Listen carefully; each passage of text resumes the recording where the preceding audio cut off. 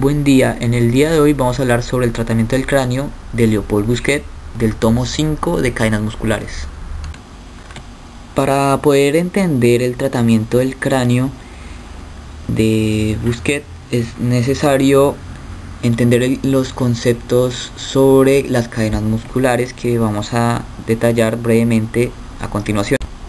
Las cadenas musculares forman autopistas por donde circulan las fuerzas que generan movimientos y la organización estática del cuerpo. Se pueden localizar dichos circuitos intracranianos sobre los que influyen las fuerzas procedentes de las cadenas musculares, dividiendo el cráneo en 4 cuadrantes: un cuadrante anterior esfenoidal, un cuadrante posterior occipital y 2 cuadrantes laterales temporales. Del cuadrante anterior parten las cadenas de flexión y cadenas visceral. Del cuadrante posterior parten cadenas de extensión, cadenas estáticas musculoesqueléticas y cadena neuromeningia. Y de las cuadrantes laterales, las cadenas cruzadas. El conjunto de las cadenas se enlaza en las membranas intracraneanas. La hoz del cerebro une las cadenas longitudinales anteriores y las cadenas longitudinales posteriores, o sea, de las cadenas que se originan del cuadrante anterior y cuadrante posterior. Por último, la tienda del cerebelo une las cadenas cruzadas. La acción dinámica de las diferentes cadenas musculares genera todos los movimientos del cuerpo, desde la cabeza hasta los pies, y se acompaña de una repercusión filtrada en los circuitos intracraneanos. El examen de cráneo pone en manifiesto los puntos de fijación que originan disfunciones, deformidades y dolores cuando la organización del cuerpo ya no puede compensar. Y la verificaremos mediante pruebas de puesta de tensión, verificando que los circuitos de las cadenas musculares del cráneo no tengan zona de fijación. La finalidad práctica de nuestro tratamiento es relajar las tensiones, estirar y posturar, restablecer la libertad y el equilibrio tisular hasta recuperar una buena transmisión de las fuerzas por los circuitos de las cadenas musculares. Las condiciones fisiológicas que son el fundamento de la salud.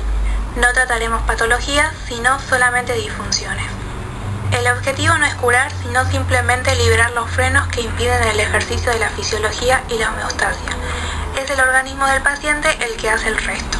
El organismo recupera esa relajación y tiende al reequilibrio de la función y de la forma. Lo que hace el terapeuta es liberar las tensiones tanto extracraneanas, intracraneanas e intraóseas, trabajando sobre la plasticidad de los materiales.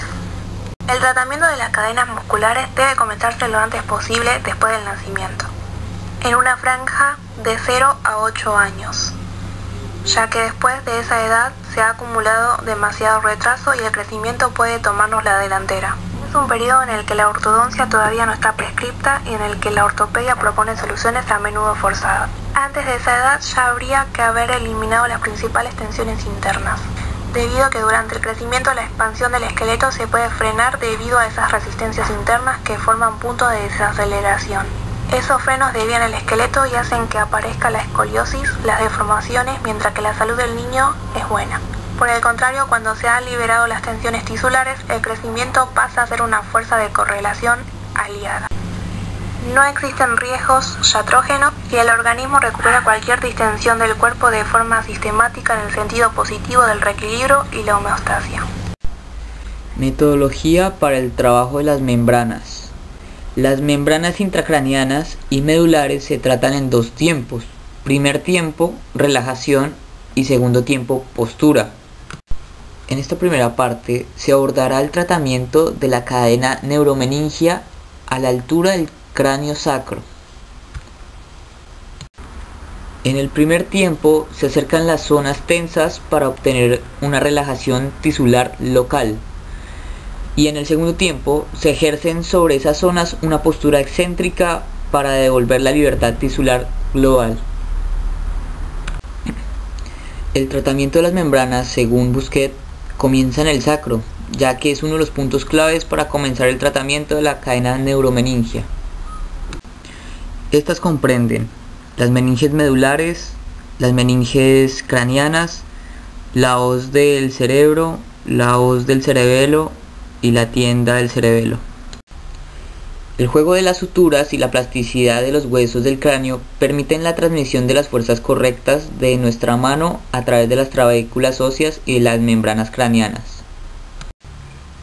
Este trabajo requiere tanto la educación de la mano como cierta calidad de esta, ya que en la mano poseemos numerosos receptores cuyas capacidades solo se utilizan parcialmente. El conocimiento de la anatomía, así como el desarrollo del sentido del tacto mediante la práctica regular y rigurosa, son indispensables para este trabajo. Podemos ver en estas maniobras que el trabajo de las membranas se realizan técnicas de relajación y postura, además de técnicas inhibitorias como los bombeos. El tratamiento de las membranas se continúa con el bombeo del occipital a fin de completar la relajación del eje vertebral. En la primera postura necesitamos extender la escama del occipucio y tiene como objetivo relajar las tensiones que se esquistan en las trabéculas óseas del occipucio. Cuando se ejerce tensión, las manos adhieren al cuero cabelludo que se desliza sobre el plano óseo. Cuando el deslizamiento de la piel sobre el cráneo ha terminado, la piel bajo la mano opone resistencia. A esto lo llamaremos grip. Esta resistencia es la que se utiliza para la postura y determina la fuerza que se aplicará. Si su fuerza es demasiado grande, perderá adherencia, pero bastará con que se adecue mejor el grip. La segunda postura consiste en la descompresión occipitomastoidea, separando el índice y el dedo medio. Esta separación se hace a partir del grip de la piel y tiene como objetivo relajar las presiones transversales procedentes de los temporales. La tercera postura se ve facilitada por el trabajo preparatorio de las otras dos posturas anteriores, y su objetivo es aumentar la descompresión de la base del cráneo y del agujero occipital, utilizando para ello de forma sucesiva una postura hacia adelante, una postura lateral, una postura hacia atrás y una postura en el eje de la columna, logrando así la descompresión de la base del cráneo. Analogía para el cuadrante esfenoidal. Las diferentes técnicas se encadenan para producir una acción complementaria y asegurar un tratamiento global de las tensiones de la cara. Tiene como objetivo tratar hacia atrás las tensiones que inducen o esquistan deformaciones y difusiones que originan las tensiones parásitas. Y lo único que hay que hacer es poner de manifiesto las diferentes tensiones y mediante técnicas de relajación y posturas eliminarlas. El tratamiento de la cara se recomienda en las deformaciones, en los problemas oclusales, respiratorios y oculares, en los problemas de colocación de la lengua, en las neuralgias faciales, entre otras. El análisis global que nos permite hacer las cadenas musculares nos obliga a tener en cuenta todas las tensiones parásitas que ascienden hacia la esfera anterior del cráneo, desde la cadena de flexión y la cadena visceral, pero también desde las cadenas cruzadas, las cadenas de extensión y la cadena neuromeningea. Se debe considerar el tratamiento del cráneo una vez dominadas las tensiones parásitas de todos esos circuitos de fuerza. Bueno, ahora yo voy a hablar de la metodología para los cuadrantes temporales. Para empezar, podemos decir que en el estudio detallado del cráneo y la pelvis podemos identificar un paralelismo entre ellos. Por un lado, entre temporales e ilíacos, como sería el caso de la fosa temporal con la fosa ilíaca, la mastoides con la tuberosidad isquiática, la articulación temporomandibular con la articulación coxofemoral y el agujero auditivo con el agujero obturador. Por otro lado, este paralelismo entre el cráneo y la pelvis podríamos hacerlo en los conjuntos, como sería el etmoides, esfenoides y occipucio con L4, L5 y sacro, y el hueso temporal y la mandíbula con el hueso ilíaco y miembro inferior. El cráneo, al igual que la pelvis, sufre desde un punto de vista fisiológico la acción de las cadenas musculares. En el plano sagital, los huesos ilíacos, por efecto de las cadenas musculares de flexión y extensión, operan una rotación posterior y una rotación anterior que coloca a la pelvis en retroversión o anteversión si la influencia es bilateral, y en torsión si la acción es inversa de cada lado. En el plano frontal, las cadenas cruzadas de apertura y cierre producen adaptaciones frontales.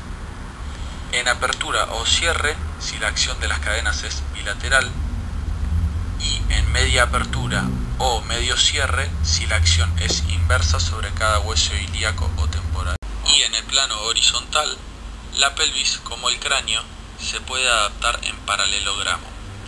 Al igual que los huesos ilíacos, los temporales sufren tensión en rotaciones planas. El puzzle de la caja craneana se debe poder adaptar a las diferentes tensiones de estos diferentes esquemas generados por la actividad normal de las cadenas musculares. La dinámica de las cadenas musculares debe poder transitar libremente por los circuitos craneanos. Los huesos del cráneo y las suturas no están preparados para realizar movimientos. Solamente deben poder sufrir y adaptarse a las diferentes tensiones de los movimientos generados por las cadenas musculares. El trabajo de equilibración del cráneo solo puede ser estable si las diferentes cadenas están igualmente equilibradas de la cabeza a los pies, y en particular a la altura de la articulación temporomandibular. La mandíbula realiza movimientos de apertura, cierre, diducción, propulsión y retropulsión. Dependen de los distintos tipos de cadenas. La apertura de la boca depende de la cadena de extensión, el cierre de la boca por la cadena de flexión y la diducción por influencia de las cadenas cruzadas. La propulsión y retropulsión corresponden a movimientos de traslación anterior y posterior, donde la propulsión se asocia a las cadenas cruzadas y las cadenas de flexión, y la retropulsión se asocia a las cadenas cruzadas y cadenas de extensión. Bien, con respecto a las disfunciones de los meniscos, podríamos dividirlos en dos. Uno de ellos es el traumatismo del menisco, que lo podemos determinar que es consecuencia de un choque o algún falso movimiento. Lo que se recomienda en este caso es la corrección articular, que se realice lo antes posible. Por lo general se coloca un entablillado de descompresión. Con respecto a lo que tiene que hacer el paciente, es tener paciencia y poder ser prudente y moderar esa movilidad articular por lo menos durante 15 días. Si hubo algún traumatismo de la articulación temporomandibular, el menisco puede obviamente tener alguna cierta sensibilidad, que va a provocar resaltos, chasquidos, desviaciones de la sínfisis mentoniana al abrir la boca. Dolores que pueden ser intermitentes y luego llegar a ser crónicos. Es importante el tratamiento rápido de este traumatismo para poder prevenir una posible degeneración crónica de la articulación. Al examinar obviamente la articulación, se va a ver la contractura de uno o varios músculos periarticulares. Estas tensiones musculares lo que van a provocar es una disminución de la movilidad mandibular y el agotamiento de estos meniscos, que llevan a degeneración crónica. Entonces, se puede llegar a tener una periartritis temporomandibular que puede desembocar en una artrosis temporomandibular. Lo que se recomienda en estos casos de degeneración crónica del menisco es no centrarse en el tratamiento sintomático del dolor producido por este agotamiento de los meniscos, sino observar la lógica de esta contractura muscular, que es el principal problema que ocurre cuando hay degeneración crónica de meniscos. Entonces, esta contractura va a seguir una lógica, ¿sí? La contractura puede aparecer por un problema traumático, pero en la mayoría de los casos tiene que ver con sobreesfuerzos para tratar de reequilibrar las influencias procedentes de las cadenas musculares, ¿sí? Y particularmente de la cadena visceral. Acerca del hueso ilioides. Este hueso es un punto de equilibrio con un papel estratégico en el funcionamiento de las cadenas musculares. Es un punto de relativa fijeza, ¿sí?, para respetar el eje aerodigestivo que lo separa de la columna cervical. Y es necesaria esta fijeza en todos los movimientos de la columna cervical y de la cabeza, aparte de los movimientos de la mandíbula. Y obviamente de ella van a depender la buena colocación y el buen funcionamiento de la lengua, el buen funcionamiento de la deglución, de la respiración y de la fonación.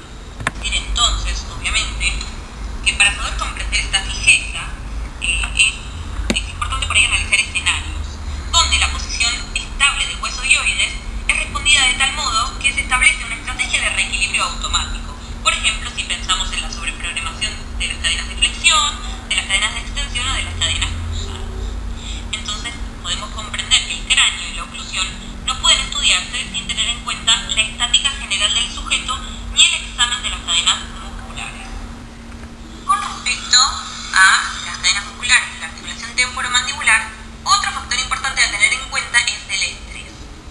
Hay una correlación y un nexo mecánico entre el estrés y las disfunciones, porque tiene que ver con las tensiones que suben por la cadena visceral hasta la garganta, el hueso dioides y la base del cráneo, las apófisis teloides, pterigoides y los músculos pterygoideos y los músculos de la ATM. Entonces, hay un nexo mecánico entre el estrés y esa tensión que va a subir hasta, obviamente, tener relación con los músculos de la articulación temporomandibular. Bien, entonces, para que la distensión de los músculos periarticulares de la articulación temporomandibular se estable en el tiempo, la idea es trabajar con un tratamiento global, con el suelo bucal, con las cadenas de la columna cervical hasta la mandíbula, con la cadena visceral y la equilibración del hueso dioides y con la continuidad de las cadenas del cráneo.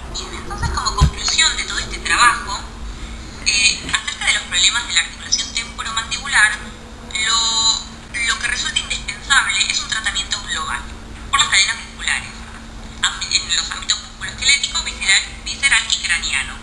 ¿Por qué? Porque entonces, salvo que sea por ahí un problema puntual y traumático donde es necesario tomar riendas solamente en la causa del dolor sintomático, en la mayoría de los problemas de la articulación temporomandibular y sobre todo los crónicos, tienen que ver con tensiones asociadas, ¿sí?, a compensaciones que tienen que ver con las cadenas musculares. Entonces, es importante para su evolución tener en cuenta un tratamiento global.